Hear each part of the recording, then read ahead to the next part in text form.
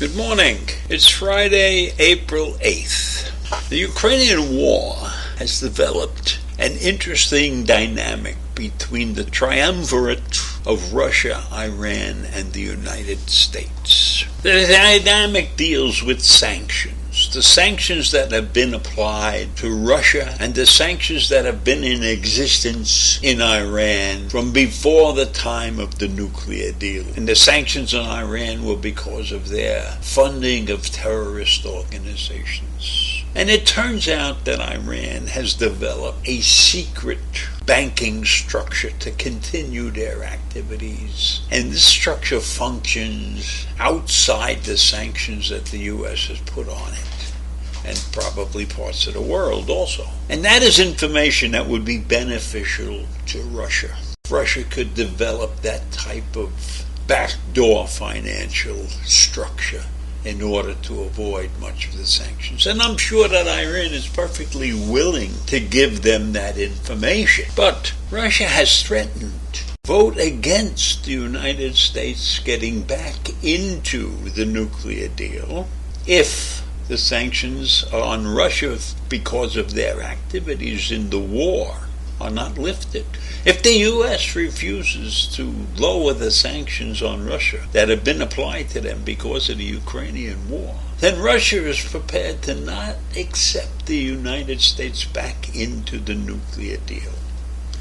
And that position has pissed off the Iranians. The Iranians see no reason for Russia to drag the nuclear deal into their problems with the Ukrainian war. The Iranians feel that Russia has overstepped the boundaries, their friendship right now. You know, at the beginning of the war, Russia had been demanding written agreements from the United States to not interfere with their economics and trades and banking system and everything in order to let them into the nuclear deal. But that all went away when the war started. All of the things that Russia was asking for in writing that would guarantee them free trade and everything are gone because they started this war in Ukraine. And now Russia finds itself in an untenable position with the whole world, and they could use Iran's help. They could use Iran's help in figuring out how to set up this backdoor financial system that the Iranians have set up. And it's apparently been working for more than 5 years because Iran hasn't stopped financing Hezbollah and Hamas and any other terrorist organization they continue to do what their regime wants to do. They don't seem to be feeling the pinch of the sanctions as the U.S. had intended. So Russia has pissed off Iran, and Iran may not now want to give information to Russia. Russia could be held just hanging out there, lonely, alone in the world. So it's clear to me that because of Putin's attitude and his stubbornness, I will call it stubbornness, pig-headed is probably a better word, he could take advantage of a lot of things that Tehran could teach him. They could teach him how to replicate an illicit financial architecture or a clerical regime that could serve as the Kremlin's banker. But I don't think he's smart enough to figure that out, or else he has everything he needs, and he's determined to crush Ukraine and rebuild the Soviet Empire. Well, he's not interested in helping Iran. And maybe Iran has recognized that fact, recognized the selfishness of Putin and the fact that he will do whatever he thinks is beneficial to him and he doesn't care about his allies. And maybe this is a good thing. Maybe this is a good split for the world. that Iran and Russia are no longer friends. Because I am sure that if the Iranian regime is surviving after all these years of sanctions, they must know something about that. They must know what they should do. They must know how to create a sophisticated and expansive sanction evasion network. How's that for some terminology? And if we recognize that fact, if we in the United States recognize that fact that Iran has this illicit evasion system, then why can't we break it? Why don't we do something about it? We probably should be doing something about that. Instead, we're wasting our time trying to get back into the nuclear deal. And we continue to waste our time with respect to Russia. Iran has cleverly set up something called the Central Bank of Iran. And this financial institution plays a leading role in terrorist activities. They're the sponsor.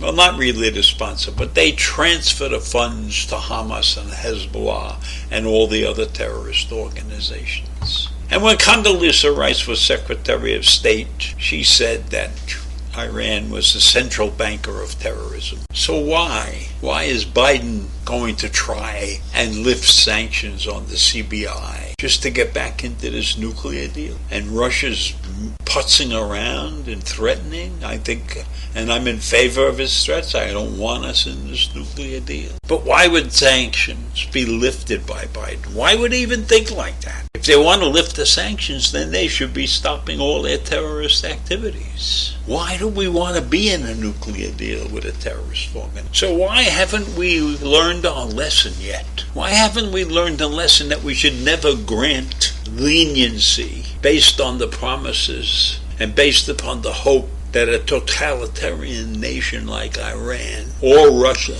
will ever abide by these agreements? So we shouldn't even be looking to get it back into this nuclear deal, and we should be cracking down hard on Iran's evasive actions to get around the sanctions.